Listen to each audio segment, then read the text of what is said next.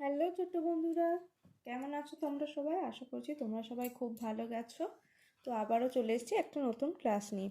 শুরু করছি আমার বই দ্বিতীয় শ্রেণীর 239 পাতার এই ইংরেজি পড়াটি। তো চলো শুরু করা যায়।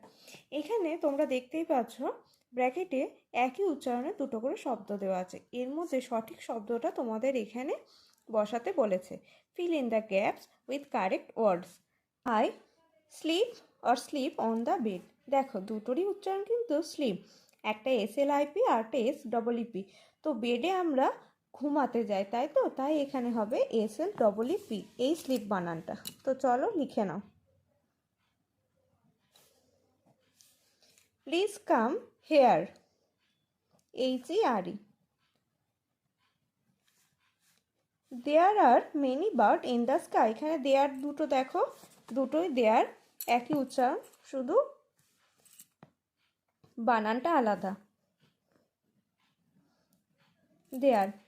হার সন রিড ইন ক্লাস 2। তার পুত্র অর্থাৎ হবে SON। Her floor is wet, দুটোই ওয়েট। এই ওয়েট মানে হচ্ছে ভিজে, আর WAIT ওয়েট, ওয়েট শব্দের অর্থ হলো অপেক্ষা করা, সুতরাং এখানে এই ওয়েটটা হলো। তো চলো তোমরা সকলে নিজেদের করে নাও। এর পরবর্তী প্রশ্ন দেখো, look at the picture, fill in the gap with the given word. দেওয়া আছে সুইম অর্থাৎ সাঁতার কাটা, ওয়াক অর্থাৎ হাঁটা, ফ্লাই মানে ওড়া। এ বার্ড ক্যান, পাখি আকাশে ওড়ে তাই হবে fly, FLY fly. An elephant can walk, WALK walk অর্থাৎ হাঁটা। A man can walk, WALK walk অর্থাৎ হাঁটা, মানুষ হাঁটছে। এ ফিশ ক্যান সুইম,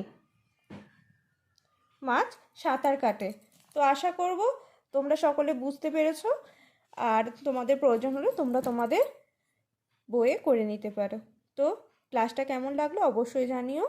আরও এরকম নিত্য নতুন ক্লাস পেতে অবশ্যই চ্যানেলটি সাবস্ক্রাইব করে দিও। তো চলো আজকের মতন টাটা।